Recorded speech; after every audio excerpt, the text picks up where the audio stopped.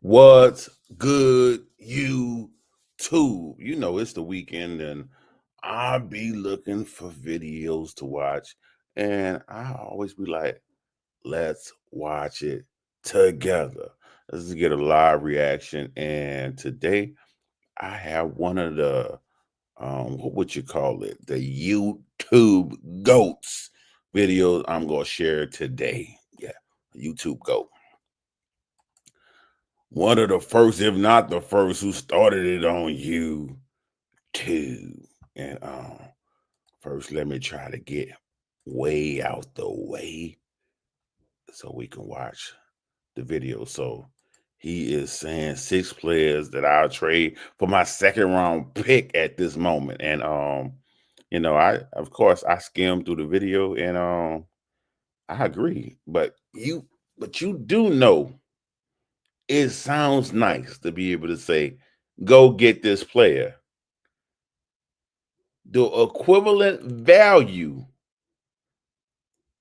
don't make players want to trade that player. What are you doing to make that player want to give up? Because just giving equivalent value and say, hey, this player equal that. I always look at people crazy when they send me a trade for equivalent value. So obviously, I like the player if he is on my team. So you're going to have to give me more than equivalent value, or give me a player that I like more than the player you're trying to acquire. That's the problem with trading. So let's get started. Out there. But the very first player I'm going to put on here, and honestly, it feels unrealistic, but he keeps moving down the board. And Anthony Richardson is the 108th ranked player right now, quarterback 26 in fantasy, in Dynasty. That feels insane. When I look at the season for Anthony Richardson, like there are very, very, very few bright spots.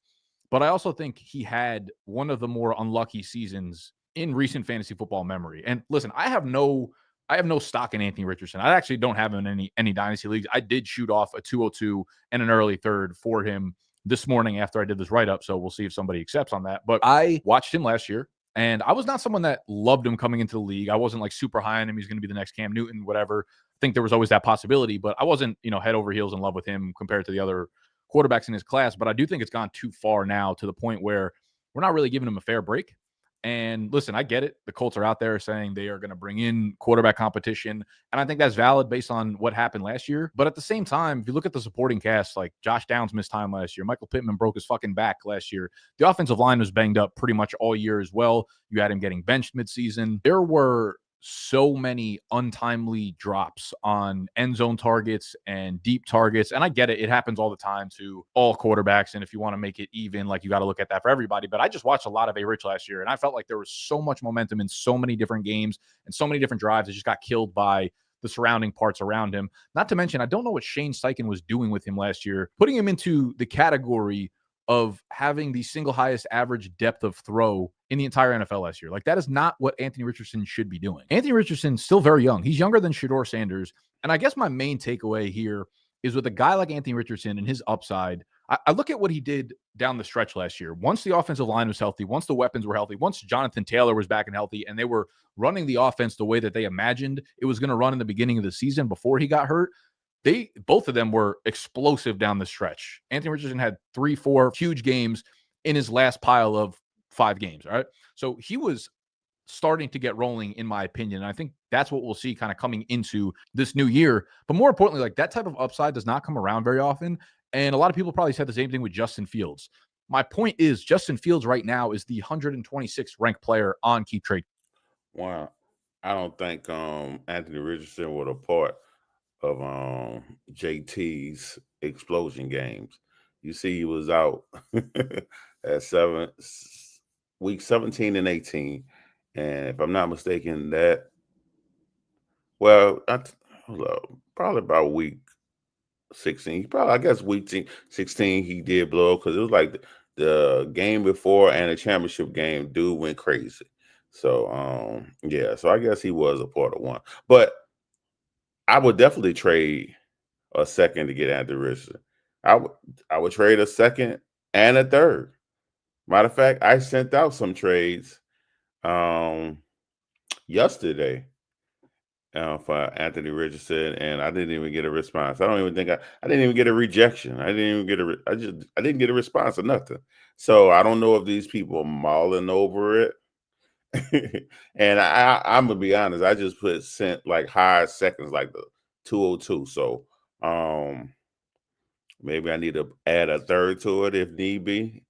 But he didn't even mention anything about Daniel Jones, so it makes me wonder: did he record the video before Daniel Jones got signed? I mean, he did. He released the video after Daniel Jones got signed, but I wonder did he record it before? Because there's people that straight up believe that Daniel Jones is going to take that job. Now, I personally believe if Daniel Jones come in, he A Rich messes up, Daniel Jones come in, Daniel Jones will be Daniel Jones, and they're gonna put A Rich back in. That's what I personally believe. That's what I personally believe. But yeah, that's why I don't know if I want to add a third. Do I want A Rich on my team that badly? If I had a late third, I would give it up. But for an early third, I think I can get a decent running back. And like I said, this is an asset that might crumble in your hands. This is an asset that might crumble in your hands, but I don't mind wasting a second. It's not like we get all our second round picks right anyway. I don't mind wasting a second. What I'm definitely not giving up is first. Any dummy come back and counter offer me saying they want a first, I'm gonna put LOL. Stop playing with me. I could just get Shador, who probably go the late first round in rookie drafts. So yeah, let's see what's finished saying. Cut. Like dynasty value never evaporates. There are always going to be buying points for Anthony Richardson or Justin Fields. Like every rumor, every report that hits, every time this guy steps onto the field and scores a rushing touchdown will be another chance to sell. I feel like you're able to buy him at the lowest of lows right now.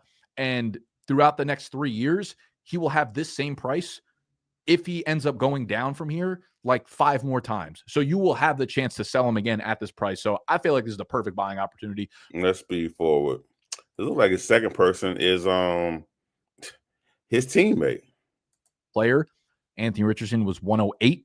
Now his teammate, his top weapon, Josh Downs, is 106, the wide receiver 40. Now I'm looking around and I'm like, I love Josh Downs as a prospect, loved him coming out, and I think he's just improved in both of the seasons that he's come into the league. I think he was an underrated prospect coming into the league. Day 2 draft capital. Matt Harmon runs reception perception. He dropped his dynasty rankings a few weeks ago. He has Josh Downs as the wide receiver 18, right behind Brandon Ayuk, right behind Chris Olave, ahead of T. Higgins, ahead of Zay Flowers, ahead of Jaden Reed. So that should tell you the type of player we're talking about and the type of tier that you should be looking at Josh Downs in. When I look at Josh Downs for fantasy, any flaw that I think he has fantasy-wise is strictly based on the situation that he's in and not him player-related. His separation numbers were great as a prospect, really good as a rookie, and got even better as a sophomore. So he is a pure separator on man coverage, zone coverage, press coverage, all of it. He could do it all. And when you look at his actual numbers, I mean, his per game numbers from his rookie year to his sophomore year jumped up by a huge increment. Targets per game, receptions per game, receiving yards per game, touchdowns per game. It's all there. His first read percentage on throws by the Colts offense, 30%. Nico Collins was at 31%. CeeDee Lamb was at 30.5%. Okay. Like that is the type of target read you're getting. And obviously he doesn't have as many valuable targets as a Nico Collins or a CeeDee Lamb because they're getting a lot of downfield threats. But like, even so, man, the way that he can really provide that safety valve for a QB is something I'm really intrigued about in like a PPR setting. Among 128 qualified wide receivers who ran a minimum 150 routes last year, Josh Downs was 27th in average separation score per fantasy points. Again, look at the guys surrounding him. The 4 guys right above him: Terry McLaurin, Stephon Diggs, Malik Neighbors, Brian Thomas, Josh Downs. Jawan Jennings, Puka Nacua, Tyreek Hill, Garrett Wilson. I'm not going to sit here and make a big deal about how A.D. Mitchell was actually 7th on this list, 7th in route win rate, all that good stuff. You look at player profiler, Josh Downs, number 5 overall in. Yeah, totally agree. I don't know if I'm gonna go out and send some seconds for him. I just got to figure out like what second I'm gonna send for him. I guess because man, what I'm saying, when you start, you got your mind on rookies. You want to send, like, I think I would definitely send, because I don't know if these rookies gonna drop to me. In my mind, I would love to get, I know Scatterboo and Trey Harris is not gonna be going in the first round of rookie drafts. I don't think they are, unless some big talking head shoot shoots Trey Harris up in the draft, like some big fantasy talking head, pushes the narrative and everybody get behind it. Then Trey Harris probably could get pushed into the first round of rookie drafts, but it's no way Scattergood will get pushed in to the first round because he's looked like he's going to get third round draft capital, so I don't have to worry about that. But those are the players like I want in my second round of rookie drafts. And that's the only reason, I'm keeping a lot of my early second round pick. But Josh Downs, one, Matt Harmon did give him the stamp of approval. So I'm definitely on Josh Downs this season, and I would love to earn him. And then when I looked back at his rookie profile, pre-draft, I had Josh Downs as my number 2 wide receivers in the class. The number 2 wide receiver in the class. He had a chance to earn the potential wide receiver 1 badge. And when he didn't get second round draft capital because he was drafted in the mid third round, he lost out on that badge. And therefore, he just didn't have the same grade that he originally could have had. But I loved me some Josh Downs. So I just gotta, yeah. I don't. Do I care what second? Here's the only thing that I'm afraid of. I'm afraid that a Rich, and I'll have to go back and look at a Rich games with him in it to see how Josh Downs did. I don't think he always did well, and felt like he was injured at the beginning of the season. I'm gonna have to go back and look, but can A Rich get this man the ball? I know Daniel Jones can get him the ball, but can A Rich make him relevant? You know. But I'm all in. I agree. Go get Josh Downs. I agree. In route win rate. He was 20th overall in yards per route run, number 9 in yards per route run from the slot. Based on every advanced number, the only gamble here is buying into this Indianapolis offense. Now, I'm not saying I expect Anthony Richardson to progress into like a great throwing quarterback. I love investing into him in fantasy because you don't need him to be good in fantasy. So if you want to take the gamble, if you want to take the risk on Josh Downs, who I think is an excellent wide receiver, this would be the time to do it. And I personally am willing to do so. Next player on this list.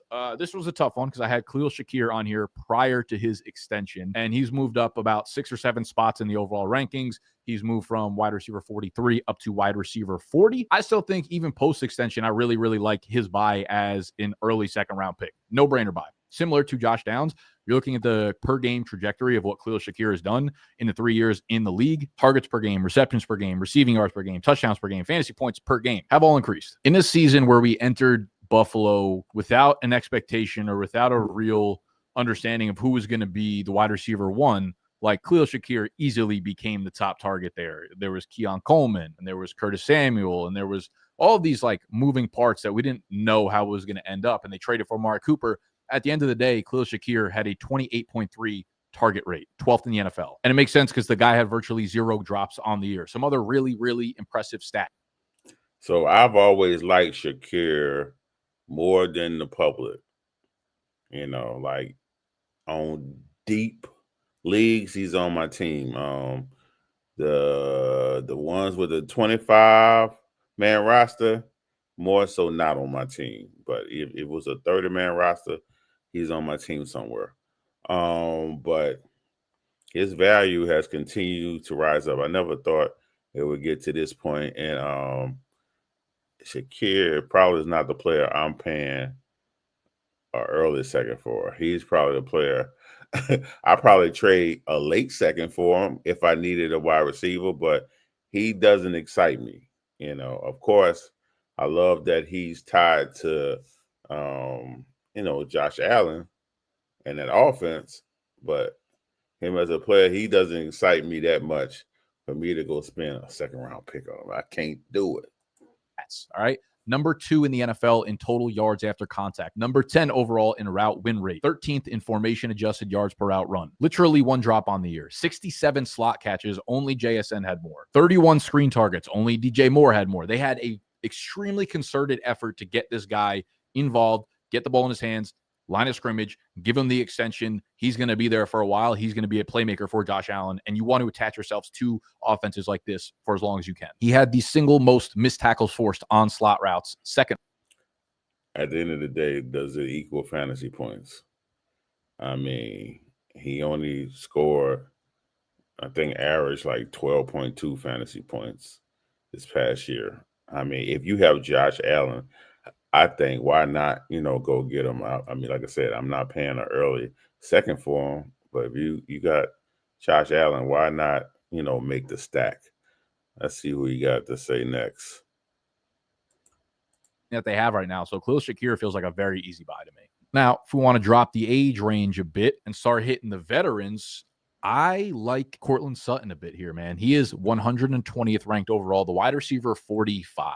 And again, maybe this is ambitious because he is a 29-year-old, but that connection between Sutton and Bo Nix looked so good last year. He finished as a borderline fantasy wide receiver 1 last year, 135 targets, 81 catches, nearly 1,100 receiving yards, 8 touchdowns, and nothing about it, if you're watching that offense, felt like gimmicky or non-repeatable. It didn't feel fluky. It didn't feel like there were busted plays or this or that or the other thing. Like, Courtland Sutton looked incredible when you watch them play. And again, I think so this is another player that had their best season, 14.1 points, and that's worth the second round pick. But I mean, the last time the man scored even 13 points a game was back in 2019. So this might have been a fluke year, and he's 29. 29. So if I was to give a second, it would be a mid second, and that if I had Bo Nix. I'm more excited about Mims this season, and Mims might not outscore him, but he's more so on an upward trajectory. But I'll definitely give more so of the 208, happily to get Sutton on my team, but the 205. I guess that might feel like where his value at, because that's when I'm more reluctant not to give it. It's more when I'm more reluctant not to give it. So if I had Bo Nix, I'm definitely, here you go. Here's my 208. Here's my 308. Let me get this stack. So that's an R roll. important part here was that this was Bo Nix's first year in Denver, and Bo Nix was horrible for the first 6 or 7 games that they played throwing wise. I was reading an article from a beat reporter in Denver, and they were saying that basically Sean Payton's playbook is extremely difficult to learn for a rookie quarterback. And Bo Nix was like completely lost for the first month or so. And then by about week 7 or 8, it clicked for him. And that's when you start seeing him like really take control of the offense and things opening up. And once he did that, I mean, he played at a ridiculously high level for the rest of the season. You look at Courtland Sutton's splits over the final 10 games of the season versus the first 7 games, like his PPR numbers, quite literally over 10 points more per game, receptions, touchdowns, target, like everything just takes an insane jump.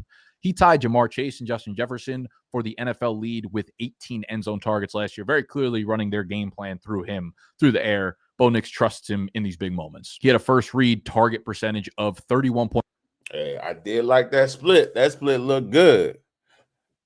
At the end of the day, don't forget he's 29 though. But yeah, feeling better about giving up the 205, looking at that split. 0.1%. Again, I referenced Josh Downs, but Nico Collins and CeeDee Lamb, that was higher than both of those guys. I think this Denver offense is here to stay, and Sutton feels like the leader of it. So, maybe you only get 2 more good years out of it, but I think you're going to get 2 top 15 years out of Sutton going forward. Another guy I did have on this list prior to a big move that happened in recent days was Geno Smith.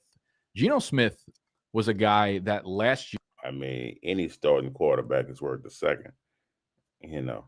I mean, the question is, are you going to be able to convince the owner to give up a QB, a starting QB in a super flex league? Come on, man. You know what I'm saying? Like, come on. Even Rodgers, you think I can go out and get Rodgers for a third? I'm still gonna have to be paid equivalent to a second round pick. I'm still gonna have to do it. So I mean, this not really saying nothing. I'll let them speak for a little while. Year in a dynasty league of mine, I needed a QB2. Turns out I didn't, because I had like Baker Mayfield, and I wasn't really sure if he was going to be like a super serviceable guy. Ended up being the GOAT. But I traded for Geno Smith, and I believe I traded like the 209 and 34 or something. And I thought a mid to late second was a phenomenal move for Geno Smith at the time, and I still think it is great prior to his move to the Raiders. So he got. Now, if you was able to get Geno for a late second like that feel like that's definitely a dub. And I don't know if I don't know if I just have the worst luck, because I just seen, man, they got this one team at this point. I think they cheating. I don't know. I don't know if they cheating or it's just bad people becoming in the league. Because I've got to be honest. I'm not that vigilant in trading in that league. But at the same time, my team is stacked. I really need to consolidate talent, and people don't want to be making those trades, because I only lost like 1 or 2 games, and I think it's only 1 game throughout the season. Like, I only lost 1 game, and then I didn't go 4 in the playoffs. I think I maybe won my first game and lost the second game. But I don't know, my team, didn't perform in the playoffs after only losing 1 game. I almost went undefeated in the season, but that's another story. But I watched this one team make trades, and I'm like, bruh, I would love to get that kind of trade. I just be mad, but that's probably why my team's so good, man. These people in the league must be trash. But it threw me off the subject, thinking about that, like I said, 209 and a third round pick. Is somebody gonna give up Geno for that? If they have 4 quarterbacks, maybe, probably. Have 3 quarterbacks, I don't know. They have 2 quarterbacks, definitely not. You know what I'm saying? So it's also league dependent. Let's go with this last player. That hurt. 138 overall, wide receiver, 48. Jawan Jennings was a really, really fun story in fantasy last year. Debo's obviously out of the situation in San Francisco. He's in Washington now. You have Brandon Ayuk, who is recovering from a torn ACL. You have Ricky Pearsall, who was a first-round pick last year, had some glimpses, got some playing time down the stretch, looked okay. Jawan Jennings and Brock Purdy, like, you cannot deny their chemistry. Jawan Jennings became a real playmaker in this offense. And I think there's a decent chance that he starts the year off as the wide receiver 1 with Ayuk coming back from the ACL. I think when Ayuk does return, whether that's in the first month of the season or more so, I mean, like at full strength, that's probably month 2, month 3, whatever. Jawan Jennings will probably be the starter outside him in 12 personnel. I think Jawan Jennings showed so much last. Bruh, I think this dude's so overrated. I absolutely hated this guy as a prospect. I would have bet my soul that he did nothing in his career. I'm so surprised he able to come here and do anything. His whole career been he averaged 5.1 his first season, 5.2 his second season. 4 points his third season. And this season he jumped up to 14 points a game. And I don't get that twisted whatsoever. Because the man had one explosive game. He only had two very good games. His explosive game that stuck out, that if you started him, you won your game. Week 3, he scored 46.5 points. That's crazy. The week before, 5.7. So, like I said, he most likely was on your bench. Next week, 11.8. Next week, 2.3. Next week, 5 points. This is who he is. Now, maybe, just maybe, the last 2 games, he did manage to earn 10 targets the last 2 games, week 17, week 18, and caught 7 out of 10 both those 2 weeks. And he scored 13.7 fantasy points, 12.2. Maybe there's a chance that might be the norm. But I don't want to pay for Mr. Inconsistent. Like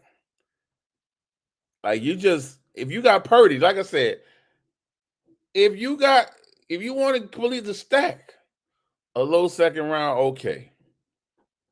Yeah, probably won't. They probably won't let him go for the low second round. You probably have to be a mid second round.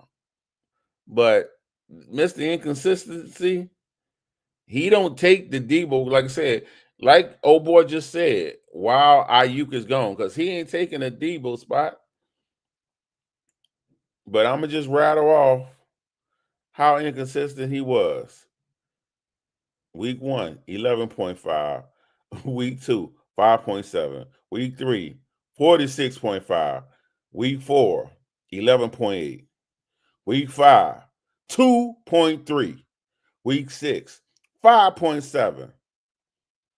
Then he don't play until week 10, and then he scored 16.3, 25.1. He felt good. Then he went back down 9 points. Week 12. Week 13, 8.6. Week 14, then it's jumped back up 28 points. Yay! You like, oh yeah, I gotta start him. Then week 15, 5.1 points. Week 16, 9.1. Like, he is a frustrating player that I would just rather just not have on my team. Just like, I'd rather not even have you on my team if you're gonna be that frustrating. You're a best ball pick. Anybody that inconsistent, I'm gonna save you for best ball. Last year, I think he was a phenomenal possession receiver. He got like all of the third down targets, all of the red zone targets. Like, he was a downfield threat for them. He was doing everything that people thought Brandon Ayuk was going to be doing for them last year. And obviously, again, Ayuk got hurt. But this offense still, like, with all the shakiness, with all the Kyle Shanahan this, Kyle Shanahan that, and not making the playoffs, like, this is still an offense and a system that I want to attach myself to. And Juwan Jennings showed me enough last year where, like, he feels like a legitimate player for a price that I think people are probably scared about his age. He's 27. He's not 29. Like, Courtland Sutton's 29. Juwan Jennings has a few years before I feel like he is thrown out to pasture here. So stop underrating his ass. That goes for you too, Tony. Yeah, if you got Purdy, I mean, I might feel fine with playing a late second for him. If yeah, so let's say if I had the 209, I might give up the 209 and the 309 for him if need be. I will send that 209 first, and then if that get rejected, maybe I had the 309 if I had Purdy. Because I mean, at the end of the day, you want to be attached to this offense, even though it wasn't great last year. I definitely believe it would bounce back. I think everybody have that belief, but um, this video ain't got longer than it needed. Peace.